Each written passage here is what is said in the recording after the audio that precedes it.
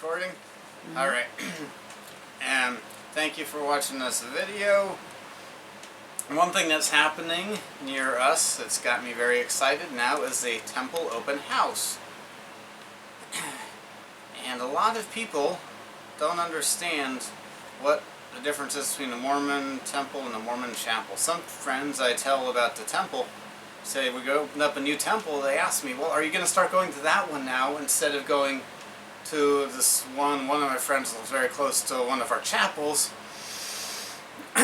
And I don't blame, I hold zero ill feeling towards anyone that doesn't understand. This is one unique thing about Mormonism, having two different kinds of buildings. Maybe Islam is the only other religion I can think of that has that, where Islam has mosques and then Mecca. And Mecca is, or at least parts of Mecca, are only Muslims are allowed to go there. And our temples, only members of the church are allowed to go to the temples. Well, you know, that was one of the things I was going to bring up. Well, this video is going to compare and contrast to temple, Latter-day Saint, aka Mormon, temples and chapels. And I've got a helper. I'm going to hold up yes and no signs about what happens in the temple. And she is going to hold up yes and no signs about our chapels. Let's start off with access. Let's phrase this in a yes or no way. Can anybody enter the temple? No. Can anybody enter the chapel? Can anybody enter the chapels? Yes. To enter the temple, you must be a member of the church in good standing. And how do we know who is? Because you have to be interviewed by two local leaders of the church, and then you get this. A temple recommend is what we call it. It's a card that shows that you got interviewed by these people, and they signed it on the bottom that you are worthy to go into the temple. I didn't look up the statistics on the total numbers, but that's not a yes or no question, but we have a lot more chapels than temples. Oh, and one other note. When I talk about the chapels, I'm going to, how do you put it? There are places where the church is new, or there aren't a lot of members, or sometimes our chapels accidentally burn down. Not extremely common, but it has happened. So when I talk about our chapels, I'm not going to be talking about the buildings that we use under those circumstances. I'm talking about buildings where there are a fair amount of us, where we build our own building. Yeah, so, is there a kitchen in the temple? No. And in our chapels, do we have kitchens? Yes. Yes. Now, some of the temples might have a little break room for temple workers, but it's not a big kitchen designed for an activity where you're cooking a lot of food for a lot of people. The Washington, D.C. temple used to have a little buffet, not buffet, what's the word, a little cafeteria. But currently, that temple stopped doing that. I've got a few guesses on why. But to the best of my knowledge, we don't have any more cafeterias in our temples, because we don't go to the temple for that. Alrighty. Now, what about visitor centers? Do temples and chapels have visitor centers? Temples, yes. Chapels, no. Alrighty. Gonna try to keep the chapel sign up. Thank you. Alright. I greatly appreciate my help. I forgot to ask her if she wants us to give her a YouTube name or just call her by her real name. Do you want us to give you a YouTube name or call you by your real name? It's okay. Let's see. It don't matter. There are some smaller temples that don't have a visitor center, so if you're near one of our smaller temples, like Montreal I went to less than a year ago, there was not a visitor center there. The Montreal temple was so small that to get to, well, everything was on the one floor. There was no second story. As the Columbia, South Carolina temple, one floor, no second story. Some of our bigger temples have, Washington D.C. is 6 floors. But none of our chapels have visitor centers. Perhaps there is somebody now yelling at their computer, wait, but I was in that place in New York. Okay. The chapel, which is next to the Whitmer farm, where some very important things happen, including translating the Book of Mormon. Excuse me. It has a visitor center, but it's a visitor center to the farm, not to the chapel. It's part of the chapel building, but the reason the visitor center is there is because of the farm, which has extreme historical and spiritual for us significance. Let's see. Baptismal fonts. Do temples and chapels have baptismal fonts? Yes. Yes. We might do different things in those baptismal fonts, and we'll cover that in later on in this video. Right now I'm going through just the rooms that are in the buildings. The next segment of this video will be what is actually done there. Alrighty. Classrooms with chalkboards or dry erase boards or some kind of board for a teacher to write on. Temples? No, they don't have them.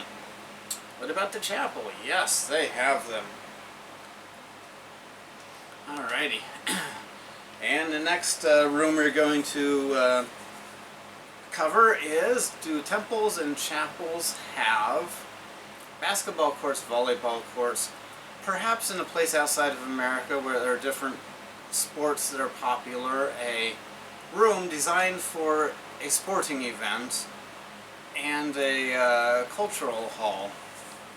And most of these cultural halls have a stage on them. Is there such a thing in the temples? No. But in the chapels? Yes. And, well, a stage designed for theatrical productions. Temple? No. The chapel? Yes. Now, I must put a qualifier in here for this one. Part of what we do in the temple could be described as a theatrical production. That's not purely for pleasure. There's spiritual learning and growth that we get out of it. In the 1800s, in every temple, it was live actors doing this. Starting with the Bern, Switzerland temple, it was put onto film, and now that is done in a video format. So, the older temples, I've heard they still do it the old-fashioned way in the Salt Lake Temple. Maybe there's a stage like set up in that temple. I haven't been in there yet. But virtually every other temple and any temple that your Mormon neighbors are building now is not going to be designed like that. Let's see. Yes. Now, rooms specifically designed and built for marriages to take place. Are they in temples and chapels? That's right. My helper knows what's happening. Now, I'm sure there is somebody yelling at their computer right now saying, wait, but I went to my cousin's. It was in a church. I got to go to it. It was a wedding. But if you know somebody who got married in a chapel, that was not a Mormon-style wedding. It's something that we put up with, so to speak, I guess is, maybe that's not the best way to put it. But a uniquely Mormon wedding needs to take place in the temple. And when a Mormon friend of yours tells you about Mormon beliefs about families and families lasting forever, and husbands and wives being husbands and wives in heaven, they're talking about husbands and wives who got married in the temple, not husbands and wives who got married outside of the temple. And maybe your friend or family did get married in a temple. I've got a very dear friend who refers to my wedding reception and party that happened 3 days after my marriage as being at my wedding, because that's the part of it that she went to, and I'm not offended by her using that terminology. But if we're trying to be precise, she didn't really actually go to the wedding.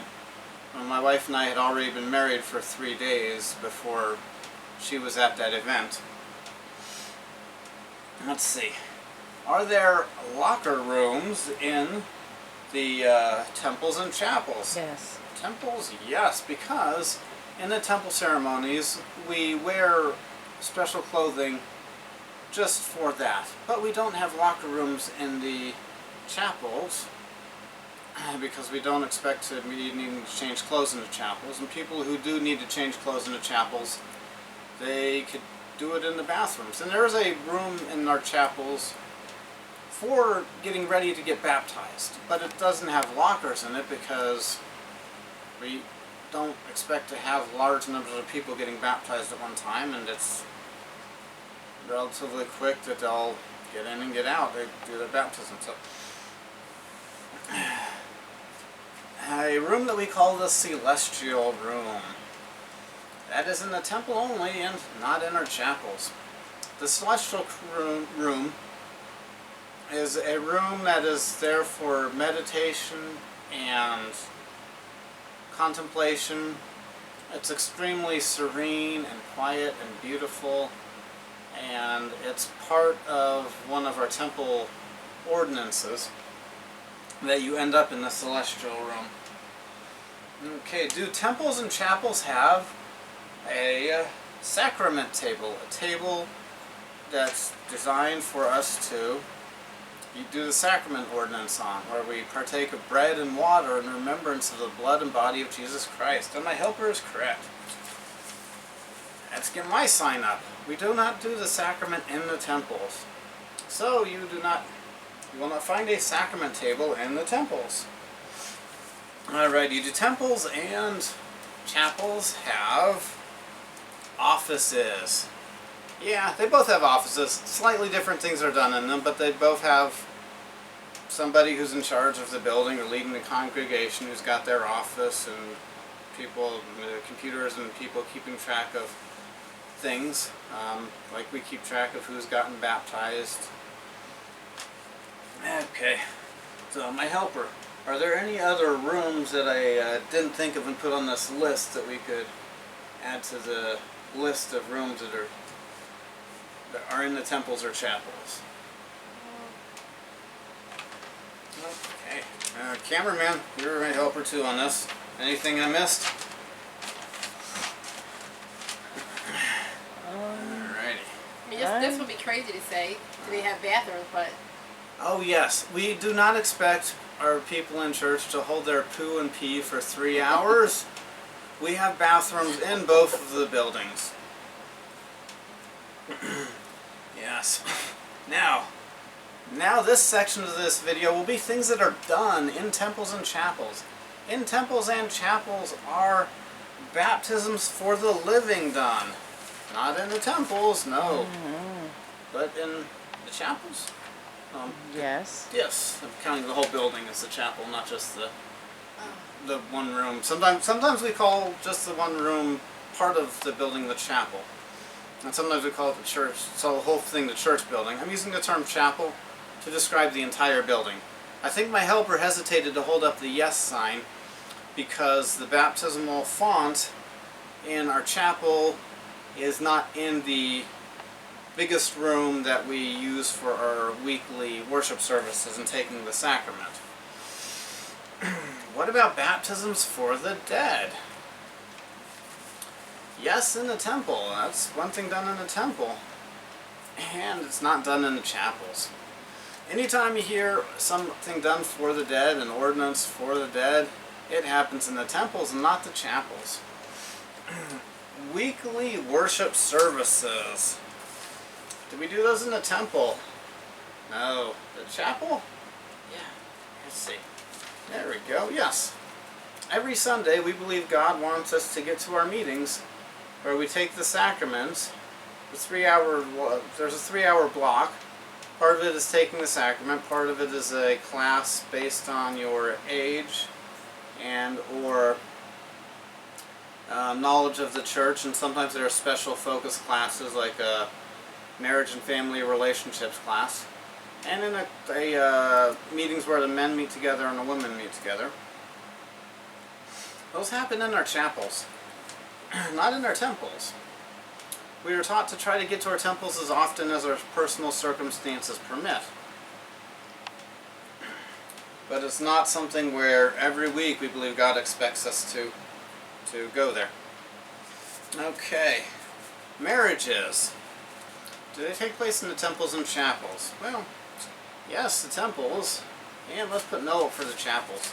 You may know somebody who got married in a chapel, but we believe that God will treat that marriage the way He treats the marriage down at City Hall when it comes to final judgment and determining who will still be married in heaven.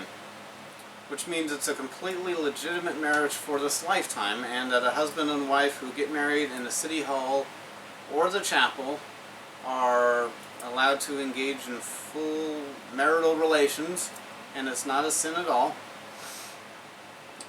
But for that marriage to last after this life and to keep going for eternity, it must take place in the temple. Let's see. Sporting events, whether organized leagues or just a one-night event where a sport is played, do they take place in temples and chapels? No, we do no sporting events in the temple. But every chapel has a basketball hoop in it that I've ever seen. Maybe in other countries outside of the United States of America there's a different sport that's more popular, but there's usually a room in the middle that's got a basketball hoop, lines painted on the floor for volleyball or basketball. Let's see. Socials, where we just get together to have fun, hang out, potlucks, things like that. Do we do those in the temples or chapels? Temples? No. We don't do potlucks in the temples. But we do things like that in the chapels. In the United States of America, you can expect a local Latter-day Saint congregation to have a Thanksgiving dinner, not on this day, but within a week or two of Thanksgiving, and a congregational Christmas dinner within a week or two of Christmas, and usually near Halloween, a trunk or treat activity or a little activity where everyone is encouraged to wear a costume, and we have potlucks and have fun. And I've got a niece who's won her local chili cook-off for 3 years in a row. And I've sampled her chili. It's good. Let's see. One last thing to add that I put on my list when I was thinking about this video. Worthiness interviews.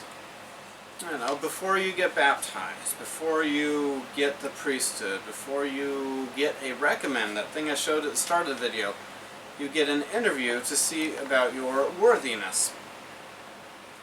Does that happen in the temples? No. By the time you get to the temple, it's all you should be worthy. There are no interviews of that sort in the temple. But we do that in the chapels. Okay. That's all that I thought of on this list. My 2 helpers was this video. Can you think of any other things that I should have put on this list? The general activities that are done? Let's see. Confirmations for the living and the dead? Well, maybe I should have noted that. a part of a Mormon baptism, we believe the baptism is incomplete without being confirmed or getting the gift of the Holy Ghost by laying on of hands. I've got a nephew who has been baptized, but we didn't get around to confirming him, and it's been more than a decade. If he gets back into going to church, we will have to baptize him all over again before we confirm him. And yeah, maybe I should point out the endowment ceremony. Let's see, that is something that happens in the temples. The endowment, let's not go into extreme detail on that, but it's, if you have a Mormon friend who wears this unique Mormon underwear, that means they've been through the endowment ceremony. They are endowed, we call it. That only happens in the temples. That's not something that happens in the chapels. And because, to keep that, because of how sacred the endowment is, we only talk in the minimal detail about it outside of the temple. Yeah. And so if you have a Mormon friend, understand they won't want to talk in a lot of detail about what happens in the endowment ceremony. And if you've seen people on YouTube with undercover cameras in the temple, I request that you flag it. Maybe if enough people flag those videos of where people lied to their bishop to get a temple recommend and snuck a hidden camera into the temple, that was rude of them, and it's rude of anyone that would watch such a sacred thing where there's no attempt. Hidden videos that prove somebody trying to take over the world or get violent or something, that's a good idea. But nothing like that happens in our temples. So those videos shouldn't be out there, and YouTube they should shut those videos down. Thank you for watching this, and you have a good day. Alright, hit record and it'll stop.